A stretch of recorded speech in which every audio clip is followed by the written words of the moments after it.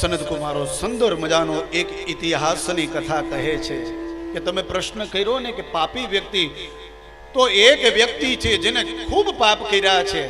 અરે મા બાપ ઉપર હાથ ઉપાડી લીધો જ, જેને ગયાના શ્રાદ્ધથી મુક્તિ નથી મળતી, એના માટે ભાગવત કરીને એને મુક્તિ મળી છે. એવો અદ્ભુત ઇતિહાસ, એ ઇતિહાસની હું આપને કથા કહું છું. આપ સાવધાન થઈને સાંભળો.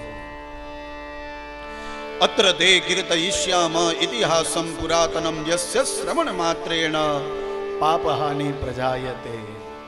આ ઇતિહાસની જે કથા સાંભળે ને એને કરેલા પાપ જે છે પાપમાંથી વિમુક્ત થાય છે, એવો ઇતિહાસ આ છે. અને આમ તમે જોજો, ઇતિહાસોની જે કથાઓ છે ને બહુ અદ્ભુત છે. ક્યારેક ઇતિહાસ ખોલીને બેસજો. અત્યારે તો સમય એવો આવી ગયો છે, ભણતરમાં પણ આપણા ઇતિહાસોની કથા કાઢી નાખી છે ને પોતાના ઇતિહાસોની કથાઓ ચડાવી દીધી છે. પણ સાચા જે ઇતિહાસો છે એ કથા વાંચજો ક્યારે.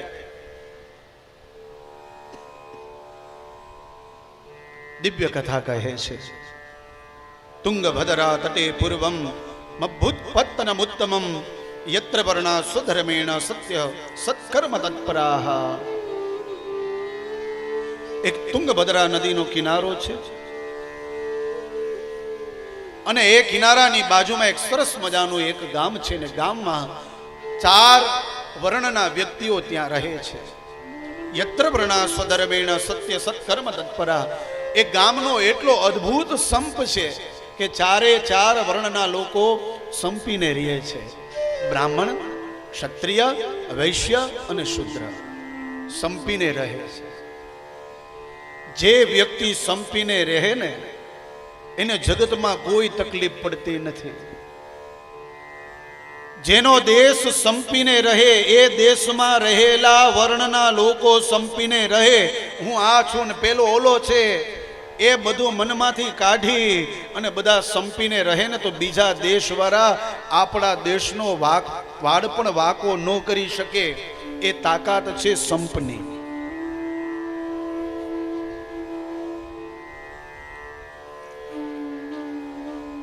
પણ દેશને તકલીફ ત્યારે પડે સંપ તૂટી જાય છે. સંપ તૂટે એટલે દેશ તૂટે. સંપ હોવો જરૂરી છે. તો આ ગામમાં 4 વર્ણના લોકો પૂરા પ્રેમથી રહે છે. અને આ ગામમાં એક બ્રાહ્મણ રહે છે. આ બ્રાહ્મણનું નામ છે આત્મદેવ. એ આત્મદેવની પત્નીનું નામ છે ધુંધલી. આ આત્મદેવ ઉપર ભગવાનના બધાય હાથ છે. ખૂબ કૃપા છે આત્મદેવ ઉપર, ખૂબ દયા છે. પણ એક વાતનું દુઃખ છે. ભગવાને ધન દોલત ઐશ્વર્ય બધું જ આપ્યું છે, નામ ઇજ્જત બધું આપ્યું છે, પણ એક નથી આપ્યું. શું? બોલે આ આત્મદેવને ત્યાં સંતાનનું સુખ નથી. આ મોટામાં મોટું દુઃખ છે. ઘણા બધા યજ્ઞ કર્યા, ઘણા બધા અનુષ્ઠાનો કર્યા, ઘણી બધી માનતાઓ કરી, પણ ઈશ્વરની કૃપા આત્મદેવ ઉપર આ થઈ નથી. બસ આ વાતનું દુઃખ છે. અને જ્યારે ભગવાનની પૂજા કરવા બેસે અને ત્યારે ભગવાનને કહે, પ્રભુ એવા તો મેં શું પાપ કર્યા છે કે મારા ભાગ્યમાં સંતાનનું સુખ નથી? એવા શું પાપ કર્યા છે મેં? અને વાત એ સાચી છે સાહેબ. એ ધન નકામું છે, એ નામ નકામું છે, ઐશ્વર્ય નકામું છે.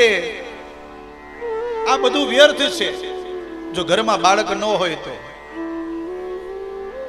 ધન છે પણ ધનનું કરવું શું કે ધનને ભોગવનાર નથી. એ નામ છે તો એ નામનું શું કે એ નામની આગળ એ બાળકનું નામ નથી. એ નામનું શું કરવાનું?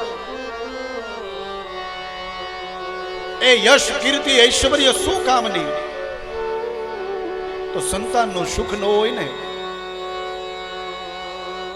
એ વ્યક્તિ ખૂબ દુઃખી હોય છે. આજે આત્મદેવ અંદરથી હારેલો છે.